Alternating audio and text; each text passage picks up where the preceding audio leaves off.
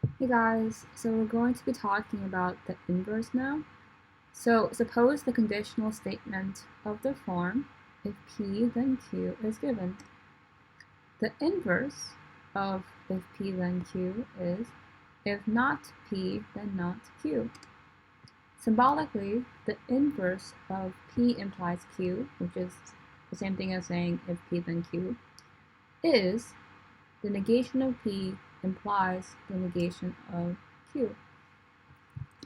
Okay, so let's remember that P implies Q, and the inverse of this is not P implies not Q.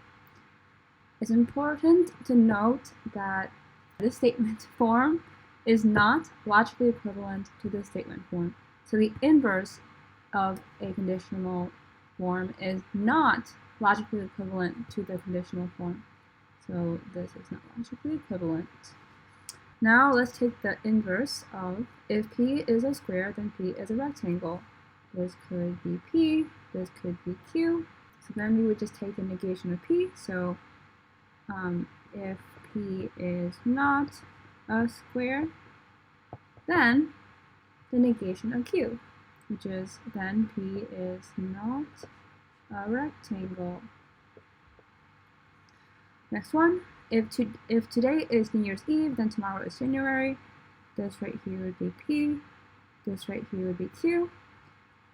And in order to take the inverse of if P then Q, we take the negation of P and the negation of Q, and we write if the negation of P, then the negation of Q. So if today is not New Year's Eve, then tomorrow is not January. This right here is the inverse of this if-then statement. Next, if n is prime, then n is odd, or n is 2. So this could be P, this would be Q, and P implies Q becomes not P implies not Q if we're trying to take the inverse of this guy. This is the inverse. So the negation of n is prime becomes if n is not prime, and then we have to take a negation of n is odd or n is 2. Okay, so if we want to take the negation of n is odd or n is 2, we can see that this is in the form of some statement or and then some other statement, and we know that one of De Morgan's laws is if the negation of P or Q is logically equivalent to the negation of P and the negation of Q.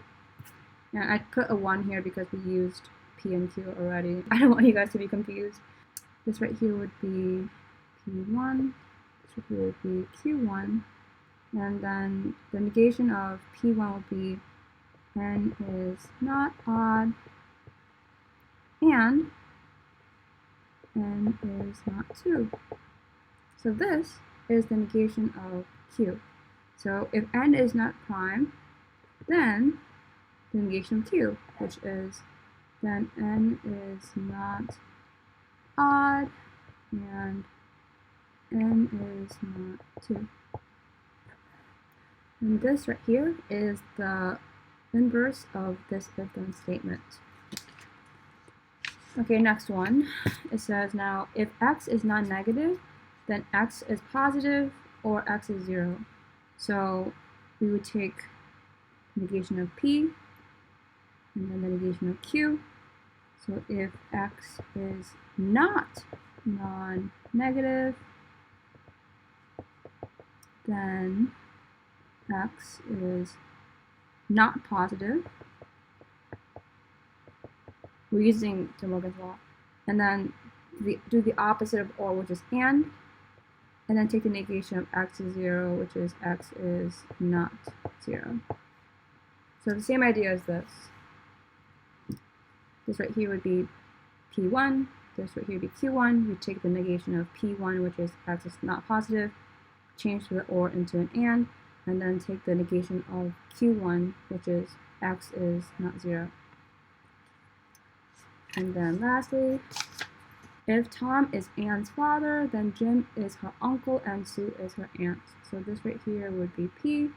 This whole thing right here would be Q. And remember that P1 and Q1, negation of that is logically equivalent to negation of P1 or the negation of Q1. Forgot to write a 1. Okay, so this right here is P1. This right here is Q1. So we could write if Tom is not Anne's father, because remember we're taking the negation of P, then the negation of Q. And the negation of Q, using De Morgan's law, is Jim is not her uncle, because we're taking the negation of P1. Jim is not her uncle. Or, we change the and into an or Sue, Q1, becomes the negation of Q1. So Sue is not her aunt.